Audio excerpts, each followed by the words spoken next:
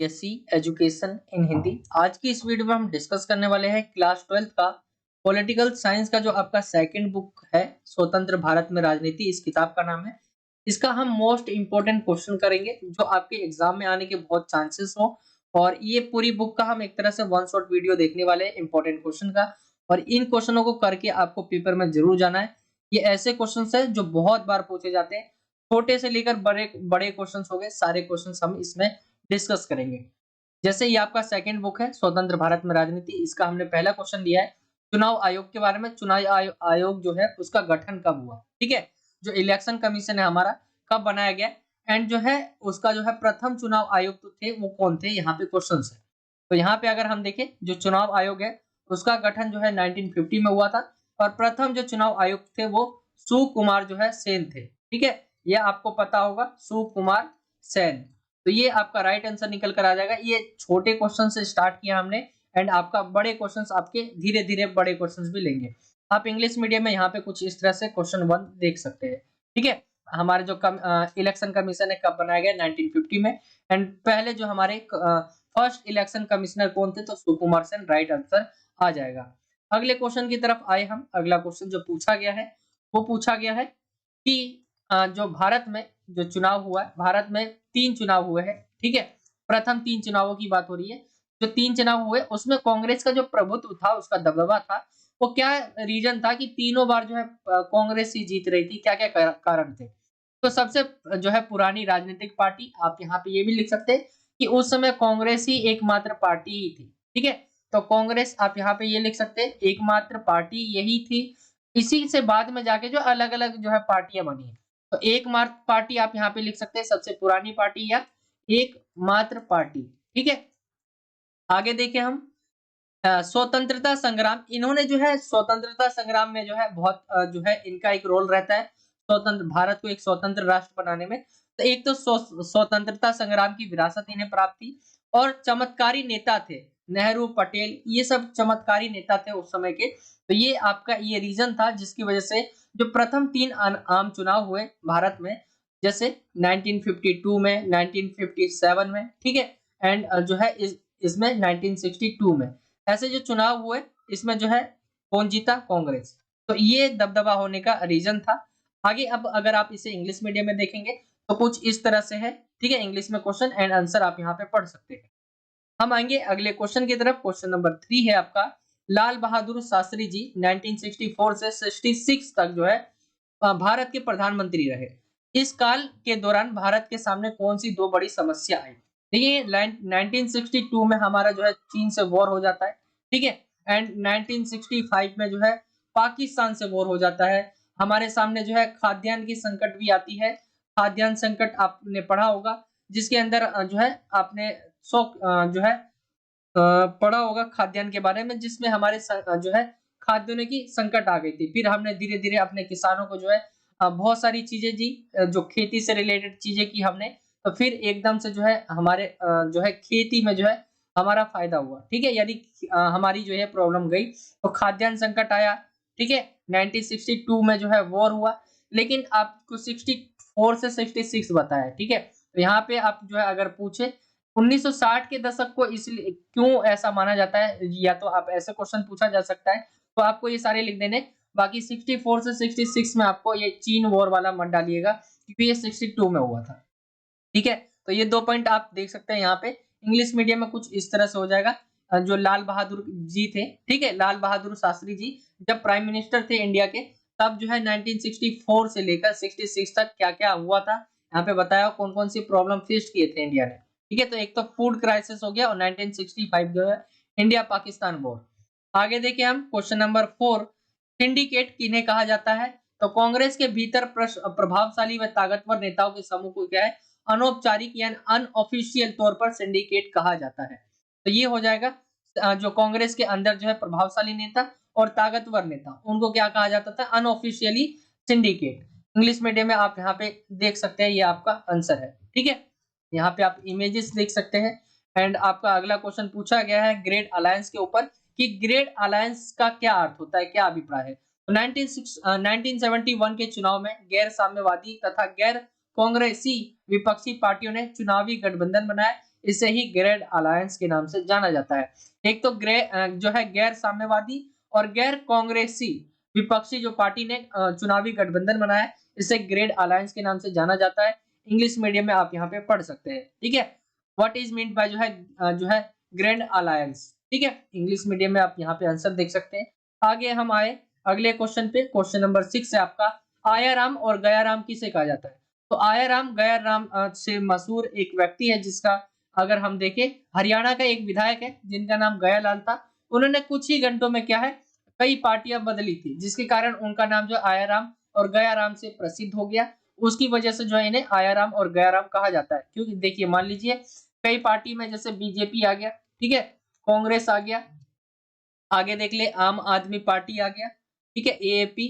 And इसमें अगर आप कोई विधायक है तो इसमें से अगर वो इसमें चला जाए, फिर इसमें से इसमें चला जाए, ठीक है, फिर वापिस इसमें आ जाए, तो ऐसा व्यक्ति था हरियाणा का जिसका नाम था गयालाल। उन्होंने क्या है कुछ ही घंटों के अंदर कई पार्टी बदली थी, जिसका कारण जो है उनका नाम आयाराम गयाराम हो गया था। इंग्लिश मीडियम में आप यहाँ पे देख सकते हैं हु जो he is called Aaya Ram and Gaya Ram, यहाँ पे आप पढ़ सकते हैं इंग्लिश मीडियम में आंसर्स, ठीक है। आगे हम आते हैं अगले क्वेश्चन की तरफ। क्वेश्चन 7 है आपका, इंदिरा गांधी ने सकारात्मक नारा दिया अर्थात गरीबी हटाओ, तो वही ग्रेड अलायंस ने क्या नारा दिया था? इंदिरा गांधी के द्वारा जो है गरीबी हटाओ का नारा दिया गया था, और जो है ग्रेड अलायंस के नाम से जो नारा दिया गया था इंदिरा हटाओ, ठीक है, ये इनका नारा था। ग्रेड अलायंस अभी हमने डिस्कस किया क्या था, एंड आपका इंग्लिश मीडियम में कुछ इस तरह से हो जाएगा ये आंसर, ठीक है। आगे हम आए क्वेश्चन नंबर 8 की तरफ। क्वेश्चन नंबर 8 है, जिस प्रीवी पर्स की समाप्ति पर इंदिरा गांधी जी चुनाव में जोर दे रही थी, इससे क्या अभिप्राय है? जिस प्रीवी पर्स की समाप्ति पर इंदिरा गांधी जी चुनाव में क्या है जोर दे रही थी, इसका क्या मतलब है? तो रियासत के शासक के परिवार को सीमित मात्रा में निजी संपदा रखने का अधिकार होगा, एंड सरकार की तरफ से कुछ विशेष भत्ते भी दिए जाएंगे उनको। तो ये है आपका, ठीक है, आंसर ये हो जाएगा। इंग्लिश मीडियम में आप यहाँ पे पढ़ सकते हैं, कुछ इस तरह से एक क्वेश्चन पूछा गया एंड आंसर है आपका। आगे देखिए हम क्वेश्चन नंबर 9 के बारे में पूछा। क्वेश्चन नंबर 9 है, पहला जो आम चुनाव हुआ था कांग्रेस का चुनाव चिन्ह क्या था? ईवीएम शब्द का पूर्ण रूप क्या है बताना है। तो ईवीएम का इलेक्ट्रॉनिक वोटिंग मशीन है ये, ठीक है। और इनका जो है पहले जो आम चुनाव था वो दो बैलों की जोड़ी, यहाँ पे कुछ इस तरह से आप यहाँ पे देख सकते हैं, दो बैलों की जोड़ी, तो कुछ इस तरह से इनका चुनाव चिन्ह था। इंग्लिश मीडियम में आप यहाँ पे पढ़ सकते हैं, ये आपका क्वेश्चन है। What was the election symbol क्या था कांग्रेस का in the first general election and give the full form of the word जो है वर्ड ईवीएम। तो यहाँ पे EVM electronic voting machine, pair of two option, ठीक है। इस सभी के आपको पूर्ण रूप लिखने हैं, जैसे पीयूएफ का क्या होता है, तो पॉपुलर यूनाइटेड फ्रंट, ठीक है। यहाँ पे देख ले एसवीडी का क्या है, तो संयुक्त विधायक दल है। कांग्रेस सीडब्ल्यूसी यानी कांग्रेस वर्किंग कमेटी, डीएम का है द्रविड़ मुनेत्र कड़गम, ठीक है। तो ये आपके फुल फॉर्म पूछे जा सकते हैं, इसीलिए ले लिया गया है। छोटे छोटे क्वेश्चन हम पहले डिस्कस कर रहे हैं, उसके बाद बड़े क्वेश्चन पे भी आएंगे। क्वेश्चन नंबर 11वां पूछा गया है, 1960 के दशक को खतरनाक दशक, जैसा कि अभी हमने डिस्कस किया था 1964 वाला, ठीक है, और 66 से, और लेकिन यहाँ पे बोला गया 1960 के दशक को। 60 का दशक मतलब 60 से लेके 70 के बीच का दशक जो है इतना खतरनाक क्यों माना जाता है? इन्हीं जो है दो कारण पूछे गए। तो 1962 में भारत और चीन का युद्ध होता है, भारत पाकिस्तान युद्ध हो जाता है 1965 में, सूखे की स्थिति पैदा हो जाती है यानी खाद्यान्न संकट आ जाता है, और दो प्रधानमंत्रियों की मृत्यु भी हो जाती है, ठीक है। तो ये आप चीजें लिख सकते हैं, इसीलिए जो है जो 1960 के दशक है उसको भारत के लिए बहुत खतरनाक दशक माना जाता है। इंग्लिश मीडियम में आप यहाँ पे पढ़ सकते हैं, explain any two reason why 1960s is also called a dangerous decade, ठीक है। आंसर 1962 जो है चाइना इंडिया वॉर, ठीक है, चाइना है यहाँ पे। 1965 इंडिया पाकिस्तान वॉर, यहाँ पे आप देखेंगे फूड क्राइसिस था, and death of two prime minister of India, तो ये आप लिख सकते हैं यहाँ पे। आगे आते हैं हम क्वेश्चन नंबर 12वें की तरफ। भारत में आपातकाल की घोषणा कब और किन के द्वारा की गई थी? 25 जून 1975 को भारत में जो है आपातकाल की घोषणा की गई। उस समय के राष्ट्रपति थे फखरुद्दीन अली अहमद, इनके द्वारा इसकी घोषणा की गई कि भारत में क्या है आपातकाल लगाया जाता है। इंग्लिश मीडियम में आप यहाँ पे देख सकते हैं, ठीक है। आगे हम आते हैं अगले क्वेश्चन की तरफ। क्वेश्चन नंबर 13 है आपका, आपातकाल लगाए जाने के पीछे सरकार ने क्या तर्क दिया था? तो इन्होंने बताया, एक तो आपातकाल जो लगाया था अनुच्छेद 352 के तहत लगाया गया था। ये क्वेश्चन आपका जो है एमसीक्यू क्वेश्चन है, उसमें पूछा जा सकता है, हमने लिया भी है कि किस भारतीय संविधान में किस अनुच्छेद के तहत जो है आपातकाल लगाया जा सकता है। तो 352 अनुच्छेद जो है उसके तहत आपातकाल लगाया जा सकता है। इसमें सरकार ने क्या-क्या तर्क दिया, तो देश में आंतरिक गड़बड़ी थी, देश की अखंडता पर खतरा था, इसीलिए जो है आपातकाल लगाया गया। ये सरकार ने तर्क दिया। इंग्लिश मीडियम में आप यहाँ पे पढ़ सकते हैं। व्हाट वाज द रीजनिंग जो है given by the government behinding the imposition of emergency. तो यहाँ पे आर्टिकल जो है 352 के अंडर आता है एंड इन्होंने बताया डिस्टरबेंस था एंड जो है थ्रेट था इंटेग्रिटी ऑफ द कंट्री। तो इसका थ्रेट था, ये आप लिख सकते हैं। आगे हम आते हैं शाह आयोग के बारे में। शाह आयोग था क्या, तो जब आपातकाल लगाया गया 25 जून 1975 में, ठीक है, 1975 को जो है आपातकाल लगाया गया, तो उसकी जांच करना कि भाई आपातकाल लगाया जाना सही था कि नहीं था। तो शाह आयोग क्या था, आपातकाल की जांच के लिए बनाया गया था। आपातकाल की जांच के लिए जनता पार्टी की सरकार द्वारा मई 1977 में सर्वोच्च न्यायालय के पूर्व मुख्य न्यायाधीश जयसी शाह की अध्यक्षता में एक जांच आयोग की नियुक्ति की गई। इसकी अध्यक्षता जो की थी जयसी शाह ने की थी, इसीलिए इसका नाम जो है शाह आयोग के नाम से रखा गया। आगे आप देखेंगे क्वेश्चन नंबर 15 की तरफ आते हैं। गरीबी हटाओ का नारा किसके द्वारा दिया गया था, तो इंदिरा गांधी के द्वारा दिया गया था, आप सभी जानते भी होंगे। अब 15वें क्वेश्चन को अगर आप इंग्लिश मीडियम में देख सकते हैं, तो by whom was the slogan of जो है गरीबी हटाओ गिवन, तो इंदिरा गांधी। आगे हम आते हैं अगले क्वेश्चन की तरफ। क्वेश्चन 16 है, सन 1974 में हुए रेल जो हड़ताल हुआ था उसका नेतृत्व किसके द्वारा किया गया था, तो जॉर्ज फर्नांडिस, ठीक है, इसके द्वारा जो है नेतृत्व किया गया था। 1974 में जो है रेल हड़ताल हुआ था, उसकी जो नेतृत्व करता थे जॉर्ज फर्नांडिस थे। इंग्लिश मीडियम में आप यहाँ पे पढ़ सकते हैं, ठीक है। आगे हम आते हैं क्वेश्चन नंबर 17 की तरफ। निवारक नजरबंदी से आप क्या समझते हैं, निवारक नजरबंदी मतलब क्या होता है कि मुख्यतः किसी अपराध में संलग्न व्यक्ति को ही गिरफ्तार किया जाता है, परंतु कभी जब किसी व्यक्ति के स्वतंत्र रहने पर उसके द्वारा अपराध किए जाने पर जो है जाने की आशंका होती है तो उसे बंदी बना लिया जाता है, इसी को निवारक नजरबंदी कहते हैं, यानी हाउस अरेस्ट भी बोलते हैं। हाउस अरेस्ट आपने सुना होगा कि हाउस अरेस्ट हो गए, यानी उनको अपने घर के अंदर ही बंद कर दिया गया, यानी बाहर निकलने नहीं दिया जा रहा है। ऐसे लोग जैसे आप देखेंगे जो भड़काऊ भाषण देते हैं, ठीक है, ऐसे भाषण देते हैं जो देश के लिए खतरा हो, ठीक है, तो उस पे आप जो है ऐसे चीजें यूज कर सकते हैं, निवारक नजरबंदी, ठीक है, उनको बंद करके रखा जा सकता है। क्वेश्चन नंबर 18 देखेंगे, ऐसी किन्हीं दो परिस्थितियों के बारे में बताना है जिसके कारण 25 जून 1975 को जो है आपातकाल की घोषणा की गई थी। रेल हड़ताल और देश में महंगाई का बढ़ना, ये है आपकी जो है दो परिस्थितियां थी जिसमें आपातकाल की घोषणा की गई थी। रेल हड़ताल हो रहा था और महंगाई बढ़ रही थी। इंग्लिश मीडियम में आप यहाँ पे देख सकते हैं, स्ट्राइक हो रहा था, रेल स्ट्राइक, एंड जो है इन्फ्लेशन बढ़ रहा था कंट्री में, एक ये हो जाएगा। क्वेश्चन नंबर 19 की तरफ आएंगे हम। 19वां है, आपातकाल लगाए जाने के पीछे किन्हीं दो आर्थिक कारण बताना है। तो आर्थिक कारण में अब गरीबी हटाओ का नारा जो है कुछ खास नहीं चल पाता है, जो इंदिरा गांधी जी द्वारा दिया गया था। बांग्लादेश आजादी के युद्ध के बाद जो है देश की अर्थव्यवस्था पर और जोर पड़ता है। बांग्लादेश जो है आजाद हो जाता है, जो हमारा पाकिस्तान और जो है इंडिया वॉर होता है 1971 में, उसके बाद की जो अर्थव्यवस्था थी वो हमारी सही तरीके से नहीं चल रही थी। एक तो ये औद्योगिक विकास की दर कम हो गई एंड अमेरिका द्वारा जो है दिए जाने वाले हर प्रकार की सहायता जो है भारत को रोक दी गई। तो आज के समय देखेंगे जो है अमेरिका खुद आता है और कहता है, उस समय अगर आप पढ़ेंगे हिस्ट्री को तो किस तरह से अमेरिका जो है खुद भारत को मारने के लिए जो है अपने परमाणु हथियार लेकर आ गया था। वो तो रूस था जिसकी वजह से जो है ये बड़ा जो है होने से रह गया, ठीक है। आप इंग्लिश मीडियम में यहाँ पे देख सकते हैं, आंसर सही है आपके, ठीक है। क्वेश्चन एंड आंसर, क्या क्या mention any two economic reason behind the imposition of emergency. तो यहाँ पे आप पढ़ सकते हैं, इंदिरा गांधी का जो पॉवर्टी हटाओ यानी गरीबी हटाओ जो स्लोगन था वो सही चला नहीं, ठीक है। बांग्लादेश जो है after the war of Bangladesh independence the country economy got more जो है एम्फेसिस, यहाँ पे आप लिख सकते हो, और भी ये रीजन है। क्वेश्चन नंबर 20 की तरफ आएंगे। आपातकाल के किन्हीं दो सबक के बारे में बताना है कि दो सबक क्या क्या है आपातकाल के। तो यहाँ पे अगर हम सबक देखें तो लोग पहले जो आपातकाल के समय जो 1975 में लगाया गया था आपातकाल, उसमें लोगों के अधिकार, मौलिक अधिकारों तक को जो है छीन लिए थे या उनका जो है गलत यूज किया जा रहा था, ठीक है, जो अधिकार दिए गए थे। तो उस समय क्या क्या हमने सबक सीखा, एक तो हम अपने अधिकार के प्रति जो हमारे मौलिक अधिकार है उसके प्रति हम जागरूक होने लगे, ठीक है। और जो आगे देखें हम आपातकाल के दौरान भारतीय लोकतंत्र की ताकत और कमजोरियों के बारे में पता चला कि भारत में आपातकाल लगा भले ही, लेकिन लोकतंत्र को दूर नहीं किया जा सकता भारत से, ठीक है। ये आप पॉइंट यहाँ पे लिख सकते हैं सबक के बारे में। आगे देखिए संपूर्ण क्रांति का लक्ष्य क्या था। संपूर्ण क्रांति का लक्ष्य क्या था? सच्चे लोकतंत्र की स्थापना, इनका ये लक्ष्य था, उद्देश्य था, ठीक है। आगे हम आए, अगर आप इसे इंग्लिश मीडियम में देखना चाहते हैं तो कुछ तरह से हो जाएगा। क्वेश्चन नंबर 22 की तरफ आएंगे। एनडीए और यूपीए से जो है क्या पूर्ण रूप लिखिए।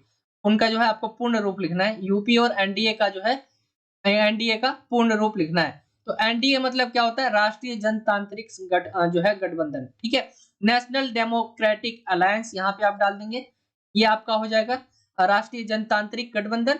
और दूसरा जो पूछा गया यूपीए, संयुक्त प्रगतिशील गठबंधन यानी यूनाइटेड प्रोग्रेसिव अलायंस यहाँ पे इंग्लिश में।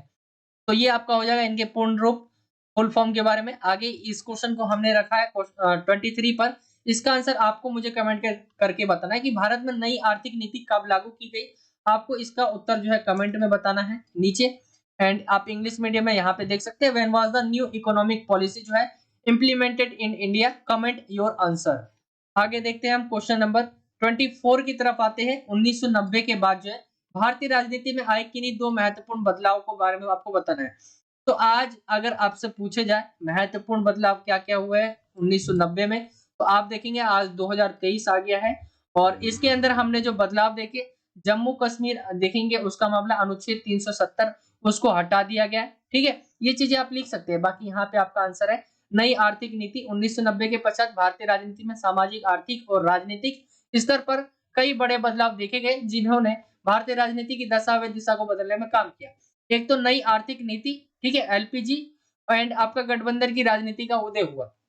तो ये चीजें आप यहाँ पे लिख सकते हैं। इंग्लिश मीडियम में ये आपका आंसर हो जाएगा। न्यू इकोनॉमिक पॉलिसी हो गया and the rise of the coalition politics, ठीक है।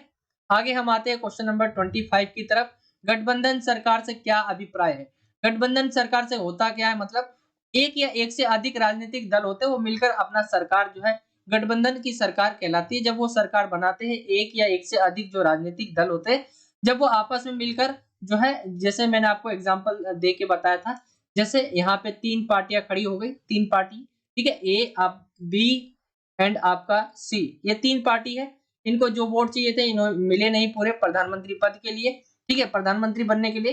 तो क्या करेंगे, मान लीजिए 50 चाहिए तो इनको कितना मिला है? 20 मिला, 25 मिला इनको, इनको मिला है 40 और इनको मिला है 26। तो आप देखेंगे ये दो भी गठबंधन कर सकते हैं, मिलाकर जो है अपनी पार्टी बना सकते हैं। तो जब दो दल, राजनीतिक दल मिलकर जो है अपना गठबंधन बनाते और तब सरकार बनाते हैं तो वो गठबंधन की सरकार कहलाती है। यहाँ पे आप इंग्लिश मीडियम में यहाँ पे देख सकते हैं।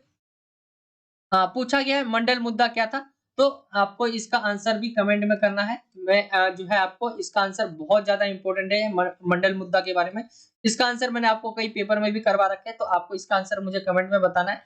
एंड आपका क्वेश्चन नंबर 26 देखे तो व्हाट वाज द जो है मंडल इशू, यहाँ पे इंग्लिश मीडियम में इस क्वेश्चन को देखे तो कुछ इस तरह से कमेंट में आपको इसका आंसर देना है। शाहबानो केस था क्या, आपको बताना है। छोटे छोटे अंक के क्वेश्चन है ये। तो शाहबानो एक मुस्लिम महिला थी जिसने अपने पति से तलाक जो है होने पर गुजारा भत्ता हासिल करने हेतु अदालत में अर्जी डाली तथा सर्वोच्च न्यायालय ने उसके हक में फैसला दिया। सरकार ने एक अधिनियम द्वारा इस फैसले को जो है निरस्त कर दिया। यह था शाहबानो केस, ठीक है। इंग्लिश मीडियम में यहाँ पे आप पढ़ सकते हैं शाहबानो केस के बारे में, ये आपका आंसर हो जाएगा। आगे हम आएंगे, मंडल आयोग की जो है मुख्य दो सिफारिशें कौन कौन सी थी। मंडल आयोग जो था उसकी मुख्य दो सिफारिशें कौन कौन सी थी? जो अन्य पिछड़ा वर्ग को जैसे ओबीसी, सरकारी नौकरी में 27% जो सीट है उसका आरक्षण दिया जाए और भूमि सुधारों में जो है पूर्णतः लागू करना, ये दो सिफारिशें थी मंडल आयोग की, ठीक है। इंग्लिश मीडियम में आप यहाँ पे पढ़ सकते हैं। रिजर्वेशन था ओबीसी के लिए 27% जो है सीट्स एंड अदर जो है for other backward classes government job में, ठीक है। एंड जो है कंप्लीट जो है इम्प्लीमेंटेशन ऑफ लैंड रिफॉर्म्स। आगे देखिए कुछ महत्वपूर्ण टॉपिक जिन्हें आप जो है वीडियो में पॉज करके जरूर पढ़े, या इन्हें जो है इसमें ऐसे इंपॉर्टेंट क्वेश्चन है जो कि पेपर में पूछे जा सकते हैं। ये आपके जैसे हैदराबाद का विलय, हैदराबाद के विलय के बारे में हमने डिस्कस भी कर रखा है पहले कि यहाँ के जो शासक थे उसको निजाम कहा जाता था।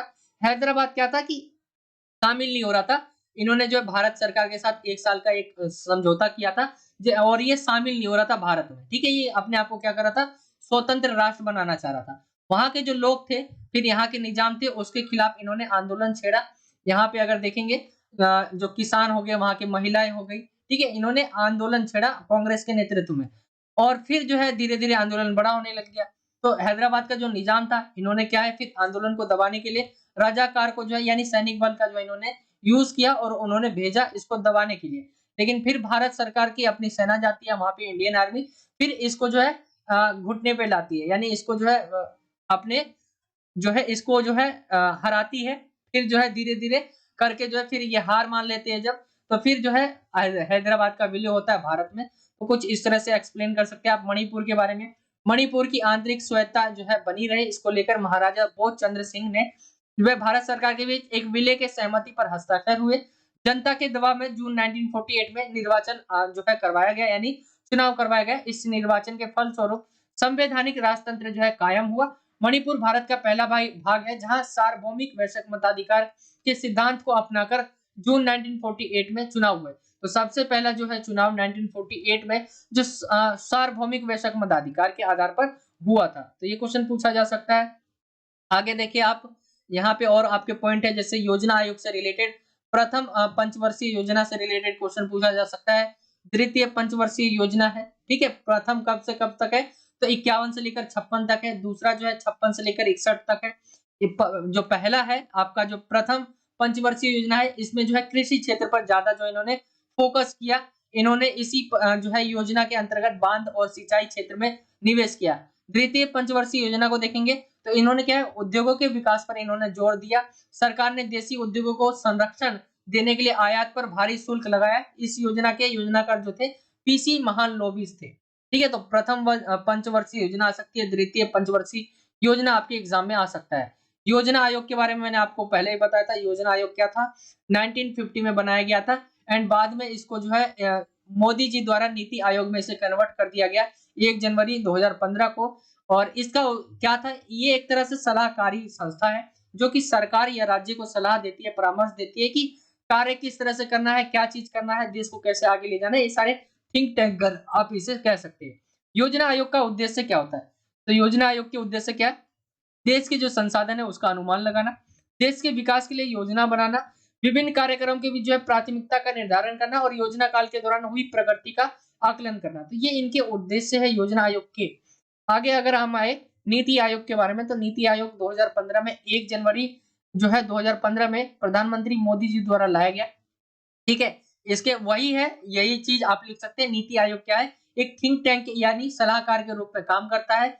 निधियों के जो है आवंटन का अधिकार नीति आयोग को नहीं दिया गया है। शक्ति वित्त मंत्रालय के पास है। नीति आयोग स्वयं को आवश्यक ज्ञान और कौशल के साथ एक अत्याधुनिक संसाधन केंद्र के रूप में विकसित कर रहा है। इसे गति के साथ जो है कार्य करने, अनुसंधान और नवाचार को बढ़ावा देने, सरकार के लिए रणनीतिक नीति जो है दृष्टि प्रदान करने और आकस्मिक मुद्दों को निपटने में सक्षम बनाएगा। ये सारे क्या देते हैं, सलाह देते हैं। एक तरह से थिंक टैंकर है ये सारे के सारे कि क्या चीजें करना सही है, क्या चीज देश के लिए अच्छी है।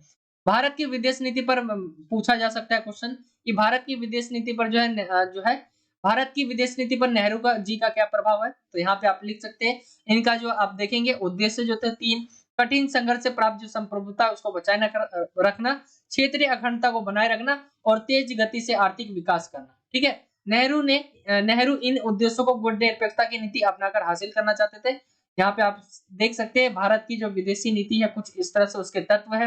गुड निरपेक्षता, वसुधैव कुटुंबकम यानी पूरा जो वर्ल्ड है वो हमारा एक परिवार की तरह है। पंचशील के बारे में भी यहाँ डिस्कस किया गया है। साम्राज्यवाद का विरोध, अंतरराष्ट्रीय विवादों को शांतिपूर्ण से हल करना, निशस्त्रीकरण और अंतरराष्ट्रीय मामलों में जो है स्वतंत्रता पूर्वक वे सक्रिय भागीदारी। ये क्या है, तत्व है किसके? जो गुड निरपेक्षता नीति उस जो नेहरू जी है उनके विदेश नीति के तत्व है, ठीक है? सारे आपसे पूछे जा सकते हैं क्वेश्चन, तो आप इसको जरूर देख लीजिए। जैसे यहाँ पे पंचशील के बारे में पूछा जाए तो पंचशील है क्या? 29 अप्रैल 1954 को भारत के प्रधानमंत्री पंडित नेहरू तथा चीन के प्रमुख चाउ एन लाई के बीच जो है द्विपक्षीय समझौता हुआ, जिसके अग्रलिखित 5 बिंदु है। एक दूसरे के विरुद्ध जो है आक्रमण न करना, एक दूसरे के आंतरिक मामलों में हस्तक्षेप न करना, एक दूसरे की क्षेत्रीय संप्रभुता का सम्मान करना, समानता और परस्पर मित्रता की भावना और शांतिपूर्ण सह अस्तित्व। ये चीजें हैं, लेकिन 1962 में जब वॉर होता है तो ये टूट जाता है एक तरह से पंचशील समझौता जो हुआ था। आगे देखिए हम भारत की परमाणु नीति के बारे में पूछा जा सकता है। पहले ही बताया था 74 में 1974 में पहला किया एंड 1998 में जो है दूसरा परमाणु परीक्षण भारत ने किया और विश्व को दिखाया कि हम भी जो है परमाणु संपन्न राष्ट्र है। लेकिन भारत ने ये कहा कि हम कभी दूसरे के खिलाफ जो है पहले यूज नहीं करेंगे, ठीक है, नो फर्स्ट यूज पॉलिसी हमने अपना रखी है। तो ये भारत ने कहा कि शांतिपूर्ण कार्यों के लिए परमाणु शक्ति का प्रयोग किया जाएगा, अपनी सुरक्षा एवं आवश्यकता अनुसार परमाणु हथियारों का निर्माण किया जाएगा एंड परमाणु हथियारों जो है उसका प्रयोग फर्स्ट नहीं किया जाएगा, यानी पहले यूज नहीं किया जाएगा। यहाँ पे आप देख सकते हैं आगे जो पॉलिसी लिखी हुई है यहाँ पे, ठीक है। चुनाव आयोग की चुनौतियों के बारे में पूछा गया क्वेश्चन है। तो चुनाव आयोग है उसकी क्या-क्या चुनौतियां है? तो स्वतंत्र और निष्पक्ष चुनाव करवाना, चुनाव क्षेत्रों का सीमांकन करना, मतदाता सूची बनाने के मार्ग में बाधाएं, आधिकारिक और चुनाव कर्मियों को प्रशिक्षित करना, जो यानी चुनाव करवाने वाले हैं उसको प्रशिक्षित करना कि कैसे करवाना है, आपको क्या करना है, कम साक्षरता के चलते मतदान की विशेष पद्धति के बारे में सूचना। तो ये हमारे सामने चुनाव आयोग की चुनौतियां थी जब भारत में जो है स्वतंत्रता के बाद चुनाव करवाए गए, ठीक है। बहुत ज्यादा पढ़े लिखे लोग नहीं थे यहाँ पे, चुनाव क्षेत्रों को कैसे बांटा जाए, ठीक है, कैसे निष्पक्ष चुनाव हो, तो ये सारी हमारे सामने चुनौतियां थी। कांग्रेस के प्रभुत्व के क्या कारण थे, जैसे कि मैंने बताया आपको पहले भी एक छोटे नंबर में कि कांग्रेस का प्रभुत्व के क्या कारण क्या था। तो वहां पर जो है स्वतंत्रता संग्राम में इनके जो नेता थे उन्होंने महत्वपूर्ण भूमिका निभाई थी। सुसंगठित पार्टी थी, सबसे पुराना राजनीतिक दल था, पार्टी का जो है राष्ट्रव्यापी नेटवर्क था, प्रसिद्ध नेता थे, यहाँ के चमत्कारी नेता आप यहाँ पे लिख सकते हैं। सबको समेटकर मेलजोल के साथ चलने की प्रकृति थी। भारत की चुनाव प्रणाली आप यहाँ पे एक्सप्लेन कर सकते हैं कांग्रेस के बारे में, ठीक है। सिंडिकेट समर्थित जो है यहाँ पे ग्रुप कांग्रेस ओ और कांग्रेस आर, इंदिरा गांधी समर्थित ग्रुप। यहाँ पे कांग्रेस दो भागों में बढ़ जाती है, कांग्रेस ओ और कांग्रेस आर। फिर जो है विभिन्न पार्टी जो है प्रणालियों के क्या क्या पार्टी प्रणालियों के क्या क्या लाभ हुए, एक दलीय, द्विदलीय और बहुदलीय, ठीक है। एक दलीय में क्या होता है, राजनीतिक स्थिरता, मजबूत शासन अनुशासन स्थापित करता है, कोई गुटबाजी नहीं होती। राजनीतिक स्थिरता, मतदाताओं के लिए चुनाव करना आसान, शासन करने की प्रक्रिया को गति देता है, कम गुटबाजी एंड मतदाताओं के लिए व्यापक विकल्प होता है, इसमें चुनावी पारदर्शिता बढ़ाए, उत्तरदायी और जवाबदेह सरकार, एक विशाल और सामाजिक विविधता वाले देश के लिए एक अच्छा विकास। तो बहुदलीय प्रणाली हमने अपना रखी है जिसमें कई पार्टी है जो चुनाव के लिए खड़ी होती है और जीतती हारती है। गठबंधन सरकारों के उदय के क्या कारण थे? एक तो कांग्रेस धीरे धीरे कमजोर हो गया, शुरुआत में तो अच्छा था लेकिन फिर राष्ट्रीय राजनीतिक दलों का कमजोर होना, यानी दल जो है कमजोर हो गए थे। क्षेत्रीय राजनीतिक दलों का प्रादुर्भाव व सरकारों के निर्माण में बढ़ती भूमिका। क्षेत्रीय जो दल थे, राजनीतिक दल, उनका प्रभाव बढ़ता जा रहा था और जो है सरकारों के निर्माण में इनकी महत्वपूर्ण भूमिका रह रही थी। जाति व संप्रदाय आधारित अवसरवादी राजनीति का उदय, इनका उदय हो गया। तो ये कारण है जिससे गठबंधन की सरकार का उदय हुआ। आगे हम आएंगे क्वेश्चन, अगर देखें पंजाब समझौते से रिलेटेड पूछा जा सकता है। जुलाई 1985 में जो है अकाली दल के अध्यक्ष जो है हरचंद सिंह लोंगेवाल तथा प्रधानमंत्री राजीव गांधी के समझौते ने पंजाब में शांति स्थापना के जो है प्रयास किए, इसे ही पंजाब समझौते के नाम से जाना जाता है। 1985 में जो है जुलाई में हुआ था। अकाली दल के जो अध्यक्ष है हरचंद सिंह और हरचंद सिंह लोंगेवाल और प्रधानमंत्री राजीव गांधी के बीच समझौता होता है, उसी को शांति स्थापना के लिए जो करवाया गया था उसी को पंजाब समझौता कहते हैं। द्रविड़ आंदोलन आ जाए तो द्रविड़ आंदोलन है क्या?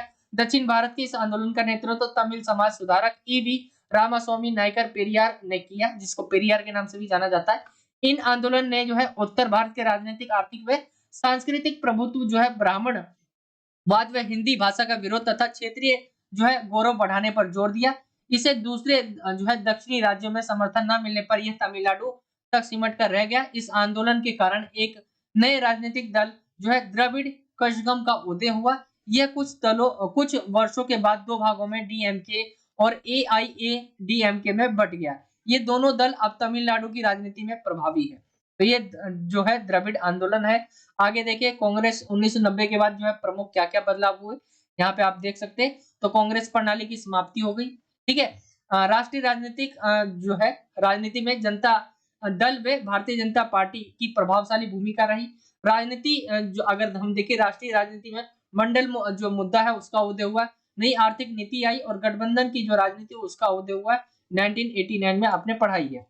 तो 89 के बाद यानी 1990 के बाद प्रमुख क्या क्या बदलाव आए। सिक्किम के विलय के ऊपर आ सकता है। सिक्किम आजादी के बाद जो है भारत सरकार ने सिक्किम की रक्षा व विदेश मामले जो है अपने पास रखे और राजा जो है चोग्याल को आंतरिक प्रशासन के अधिकार दिए, परंतु राजा जनता की लोकतांत्रिक भावनाओं को जो है नहीं संभाल सका और 1975 में सिक्किम विधानसभा ने जो है सिक्किम का जो है भारत में विलय का जो प्रस्ताव है पास करके जन्म संग्रह कराया, जिसे जनता ने सहमति प्रदान की। भारत सरकार ने प्रस्ताव को स्वीकार कर सिक्किम को भारत का 22वां राज्य बनाया। पहले सिक्किम जो है वो अलग देश था, बाद में जो है इसको जुड़वा ये जो है भारत में ऐड हुआ। गोवा मुक्ति अगर देखें गोवा मुक्ति है क्या, तो गोवा, दमन और दीव 16वीं सदी से पुर्तगाल के अधीन थे और 1947 में भारत की आजादी के बाद भी पुर्तगाल के अधीन रहे। जब भारत जब आजाद हुआ तब भी जो है गोवा किसके अधीन था, पुर्तगालों के। महाराष्ट्र के समाजवादी सत्याग्रहियों के सहयोग से गोवा में आजादी का आंदोलन चलता है। फिर 1961 में भारत सरकार ने गोवा में सेना भेजकर आजाद कराया और गोवा, दमन, दीव और संघ को जो है शासित क्षेत्र बनाया, यानी संघ शासित क्षेत्र। ठीक है, और आगे देखिए गोवा को महाराष्ट्र में शामिल होने या अलग बने रहने के लिए जनमत संग्रह जनवरी 1967 में कराया गया और सन 1987 में गोवा को जो एक अलग राज्य बना दिया गया। तो ये आप पढ़ ले। विभिन्न सामाजिक जो सरकारों के द्वारा क्या है कि सामाजिक और आर्थिक कल्याणकारी योजनाएं करवाई जाती है। जैसे भारत सरकार के द्वारा अगर आप देखेंगे 2014 के बाद तो प्रधानमंत्री उज्ज्वला योजना, इसकी शुरुआत 1 मई 2016 को हुई। इसमें ग्रामीण और वंचित परिवारों के लिए खाना पकाने के स्वच्छ ईंधन एलपीजी को उपलब्ध कराया गया। ठीक है, तो एलपीजी एक पॉइंट आप यहाँ पे डाल सकते हैं, एलपीजी को उपलब्ध करवाया गया। स्वच्छ भारत अभियान भारत को स्वच्छ बनाने के लिए 2014 में प्रारंभ किया गया राष्ट्रीय स्तर पर और इस अभियान का उद्देश्य खुले में शौच करने की समस्या को समाप्त करना व कचरे का सही निपटान करना था। जन धन योजना आप देख सकते हैं, ये योजना 28 अगस्त को 2014 को शुरू हुआ। इस योजना के अंतर्गत देश के गरीब जो लोग थे उनके बैंक या पोस्ट ऑफिस में खाते खोलकर उन्हें बैंकिंग सुविधा का लाभ पहुंचाने का प्रयास किया गया। तो ये था जन धन योजना। दीनदयाल उपाध्याय ग्राम ज्योति योजना यहाँ पे देखेंगे आप, तो इस योजना का प्रारंभ 2015 में हुआ। इसका उद्देश्य क्या था, ग्रामीण क्षेत्रों का विद्युतीकरण, किसानों को पर्याप्त बिजली पहुंचाना और अन्य उपभोक्ताओं को नियमित आपूर्ति जो है सुनिश्चित करना। किसान फसल बीमा योजना देखेंगे, तो ये योजना 2016 में शुरू हुआ। इसके अंतर्गत देश के किसानों को किसी भी प्राकृतिक आपदा के कारण अगर उनका फसल बर्बाद होता है तो उनको बीमा प्रदान करना। ठीक है, बेटी बचाओ बेटी पढ़ाओ आपने सुना, ये कार्यक्रम जो है 2015 में जो है शुरू किया गया। इस कार्यक्रम के तहत बेटियों की शिक्षा, विकास, प्रतिभा को निखराने का प्रयास किया जाता है। लोगों को ये समझाने का प्रयास किया जाता है कि हमारी बेटियां घर ही नहीं देश भी चला सकती है। आयुष्मान भारत योजना देखेंगे आप, तो इसे 2018 में इसकी शुरुआत हुई थी। यह भारत सरकार की स्वास्थ्य योजना है। इस योजना का उद्देश्य क्या है, आर्थिक रूप से जो कमजोर लोग हैं जो अपनी इलाज नहीं करा पाते हैं, बहुत ऐसी बीमारी है जो बहुत महंगी है, ठीक है, तो उसके लिए सरकार द्वारा स्वास्थ्य बीमा जो है मुहैया करवाया जाता है इसके द्वारा। तो ये है कल्याणकारी योजना, सामाजिक और आर्थिक रूप से। आयोग के आपको समझ आया होगा, ये क्वेश्चन 6 नंबर में पूरा पूछा जा सकता है। आगे देखेंगे बाहरी लोगों का विरोध। पूर्वोत्तर के क्षेत्र में बांग्लादेशी घुसपैठ तथा भारत के दूसरे प्रांतों से आए लोगों को यहाँ की जनता अपने रोजगार और संस्कृति के लिए खतरा मानती है। आगे आपके पॉइंट लिखे हुए आंसू के बारे में। 1979 में जो है असम के छात्र संगठन आसू ने बाहरी लोगों के विरोध में एक आंदोलन चलाया, जिसके परिणाम स्वरूप आसू और राजीव गांधी के बीच जो है 1985 में शांति समझौता होता है। 2016 में असम विधानसभा चुनाव में भी बांग्लादेशी घुसपैठ का प्रमुख मुद्दा था। ठीक है, तो असम में जो है बांग्लादेश के द्वारा जो है घुसपैठ किया जाता है वहां के लोगों के द्वारा, तो ये मुद्दा उठता रहता है। आगे हम देखें इंग्लिश मीडियम के स्टूडेंट जो है अपना सपोर्ट मटेरियल देखेंगे, वहां पर आपको ये सारे जो क्वेश्चन है वो मिल जाएंगे जो मैंने आपको इंग्लिश मीडियम में नहीं बता पाए, जो बड़े क्वेश्चन थे। कि आई होप कि आपको समझ आया होगा। ये था आज का वीडियो, हमने डिस्कस किए ऐसे इंपॉर्टेंट क्वेश्चन सेकंड बुक के जो आपके एग्जाम के लिए बहुत ज्यादा इंपॉर्टेंट हो सकते हैं। तो इनको एक बार आपको पढ़ के चले जाना है, देख के चले जाना है। ये क्वेश्चन आपके लिए बहुत ज्यादा इंपॉर्टेंट है, पेपर में आ सकते हैं क्वेश्चन, तो इनको जरूर देख कर जाइए। तो ये था आज का वीडियो अच्छा लगा तो वीडियो को लाइक करें, शेयर करें अपने दोस्तों में, और आप पेपर जरूर देख के जाइए। क्वेश्चन पेपर हमने करवा रखे ऑलरेडी कई सारे, तो उन्हें भी आप जरूर देखकर जाना है आपको पेपर देने। ठीक है, तो आई होप कि आपको वीडियो अच्छा लगा होगा। वीडियो अच्छा लगा तो वीडियो को लाइक करें, शेयर करें, और वीडियो कैसा लगा कमेंट करके भी बताइए। और पेपर्स की लिंक आपको मैं डिस्क्रिप्शन में दे दूंगा, वहां से आप पेपर देख पाएंगे जो हमने पेपर करवाए हैं। ये था आज का वीडियो। चलिए मिलता हूँ आपसे अगली और एक्साइटिंग वीडियो में। जब तक के लिए जय हिंद, जय भारत, वंदे मातरम।